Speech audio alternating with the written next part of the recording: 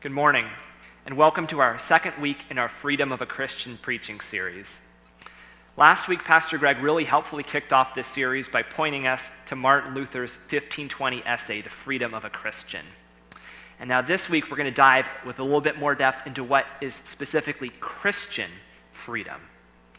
But before I go any farther, I have to say up front that for me, I think freedom often feels like this distinctly American word. Like, for instance, I started hearing a lot more talk about freedom after September 11th. And I think one reason for that is that on his September 11th, 2001 address to the country, President Bush said, and I quote, "We're the brightest beacon for freedom in the world." So in my mind, freedom is this word that's often written in red, white, and blue, and often comes up around the 4th of July, or talking about the American military, or about American pride and American nationalism. And if I'm not thinking about freedom as this star-spangled word, I'm thinking about freedom in Braveheart, with Mel Gibson shouting, "Freedom!" repeatedly throughout this movie. But I have to ask now, as Christians, what do we have to say about freedom? What is Christian freedom? Do we have anything to contribute to the public discourse in our country about what freedom is and should be? The first time freedom became a big topic of discussion in the Bible was at the time of the Exodus. This is the time that the people of Israel were in captivity in Egypt, and God worked to free them. So this freeing work begins by God going to Moses at the burning bush and telling him, "Go free the people from slavery in Egypt." Let me read you a passage about that. It comes in the book of Exodus, chapter 6. This is God speaking. "I've heard the cry of grief of the Israelites, whom the Egyptians have turned into slaves. Therefore say to the Israelites, I am the Lord. I'll bring you out from Egyptian forced labor. I'll rescue you from your slavery to them. I'll set you free with great power and with momentous events of justice." Okay, so this is the sermon's first big idea. God is on the side of freedom, and God is on the side of justice. When God hears the cries of the Israelite oppression, God invites Moses in with him to ending this oppression and ending this injustice by going to the most powerful country in the world at that time, Egypt, and saying, "You have to stop. You have to let the people of Israel go." And after a series of plagues, Pharaoh, the ruler of Egypt, relents and lets them go. But then he quickly changes his mind and sends his army out after the slaves. And this is where the Red Sea parting story comes in. The people of Israel take a shortcut across the Red Sea because God parts the water for them. And then Pharaoh comes after them. The Red Sea comes back together. And then the Red Sea now stands between them and slavery in Egypt. If you've seen the great kids movie, Prince of Egypt, this, is where the movie ends, with the people of Israel on the far side of the Red Sea thinking, "Are we free at last?"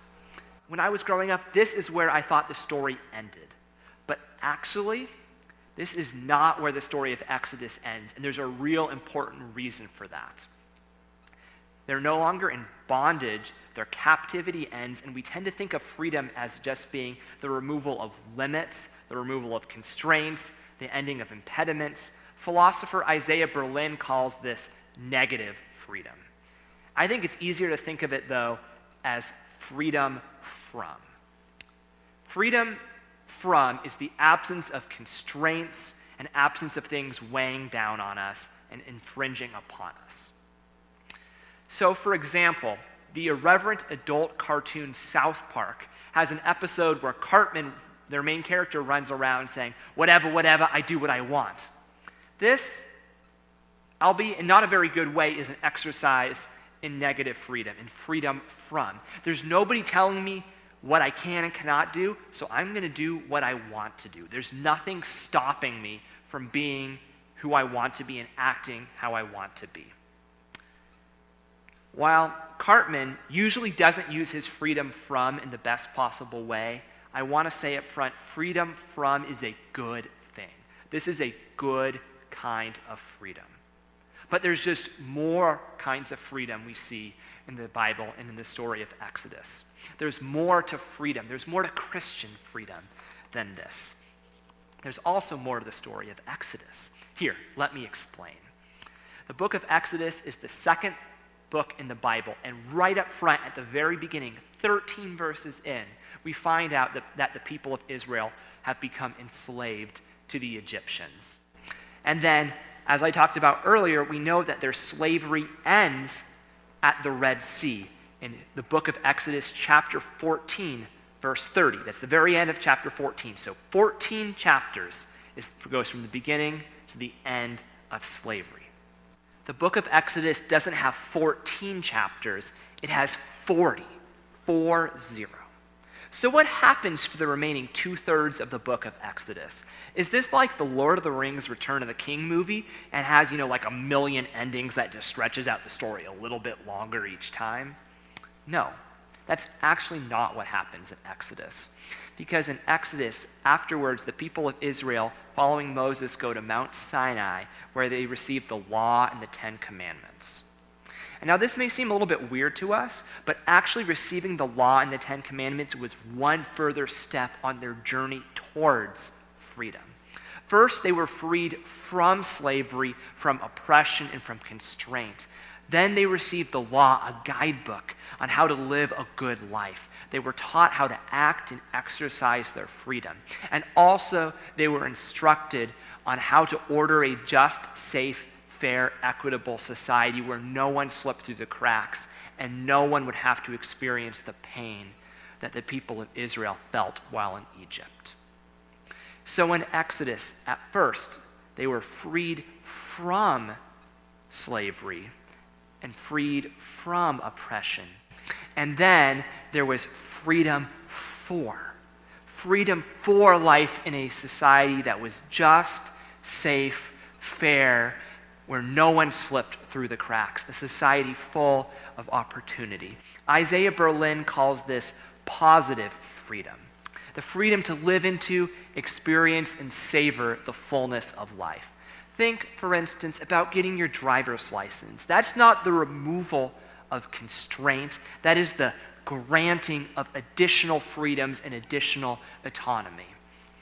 Perhaps my favorite words in the whole Christian worship service come right before communion when we hear taste and see that the Lord is good. By the end of Exodus, we see a fullness of Christian freedom to taste and see that the Lord is good in all aspects of life. And this second part is crucial too, that not only are we learning to taste and see that the Lord is good, but we're participating in making sure that all can taste and see that the Lord is good and that no one will have to cry out like the people of Israel did while in Egypt. And so then we don't hear about freedom for a while after this in the Bible. We actually have to get to almost the very end, to the Apostle Paul's letters to the early church. For instance, when he writes to the church in Rome, he says this: "Thank God that although you used to be slaves of sin, you gave wholehearted obedience to the teaching that was handed down to you, which provides a pattern. Now that you have been set free from sin, you have become slaves of righteousness." So, this passage has a lot of spots that are easy to get snagged and tripped up in, like this whole slaves of sin metaphor. First off, in the next verse, Romans 6:19, Paul says he's only using slavery as a metaphor. But I still wonder if he was writing today to a church in the United States with our troubled racial history of slavery and continued racial oppression, if Paul might want to use a different metaphor. And then there's also all this talk of sin. And sin is this term that has a lot of baggage and associations with it. Usually when we hear sin talked about, it's usually talked about in a pretty judgmental way, and also in a way that's talking about doing bad stuff or people that do bad stuff and break the rules. But that's not what Paul seems to be talking about here. if we zoomed out and looked more broadly across Romans 6, we'd see that when Paul's talking about sin, he's also quickly talking about death. And then when he's talking about righteousness, the opposite of sin, he's talking about life and the fullness of life and coming alive in a really meaningful way. So what if sin here is less about the stuff that we do that we shouldn't do, but just the stuff that causes us to not live into the fullness of life, and the stuff that causes others to not as well? And then righteousness, it's like this guide rail on the path of the life worth living. You have been set free from sin and have become slaves of righteousness. It's as if Paul is making the same essential move as what's made in the book of Exodus, that Christian freedom at its highest point isn't achieved with total freedom from, but it is achieved, and Christian freedom exists most purely in freedom for living a life full of joy and meaning and purpose, of freedom to align ourselves with the way of God, to taste and see that the Lord is good. So I have to say, up to this point, everything I'm saying is really pretty theoretical. Let me make it really concrete for a second. My parents are far more interesting people now, in my opinion, than when I was growing up. And yes, some of that is just my adolescence and maturing and growing up like many teens go through. But also, my parents now talk about doing stuff like traveling a lot, well, before COVID, and going to the theater too while it was safe to do that, and hanging out with friends on Friday nights, and tutoring kids that are disadvantaged so that they can read, and serving and dining with those experiencing homelessness at their church's community meal. My parents didn't do any of this stuff while I was growing up. What's changed? Honestly, one of the biggest changes is that my brother and I are out of the house. That my parents no longer have to shuttle me between practices, that make sure I did my homework, and that there's food for us to eat, and they're freed from many of the responsibilities of being a parent. And there's gains to this freedom and all, but what inspires me about my parents most isn't their lack of responsibilities and their lack of obligations and the lack of things that's holding them down. It's the meaningful stuff they spend their time doing. I've never thought, wow, my parents are so much more impressive now that they have less responsibility. No, I see my parents being freed for a good life, and to do much of the stuff that they are doing is also freeing others to live a good life too. And actually, as I stop and think about it, they've been freed for living for others for a long time. It's just that years back that they were working for freeing for my brother and I have now been blessed by their love and support over the years, and now they are not living as much as a blessing for me and my brothers, that they're living as a blessing for others, especially the little kids in the Bay Area who are struggling to read, and often doing so amidst really difficult upbringings. And it's awesome, though, I have to say, seeing how much joy my dad has from working with these second graders. And when I hear him share stories about how meaningful this is for him, I hear stories of Christian freedom. I hear stories of both my dad and the kids that he works with, tasting and seeing that the Lord is good. And as Christians, we celebrate not just a freedom from, we celebrate a freedom for.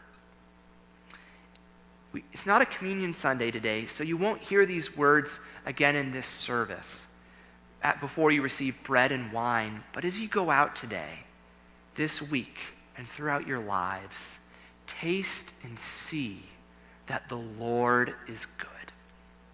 Amen.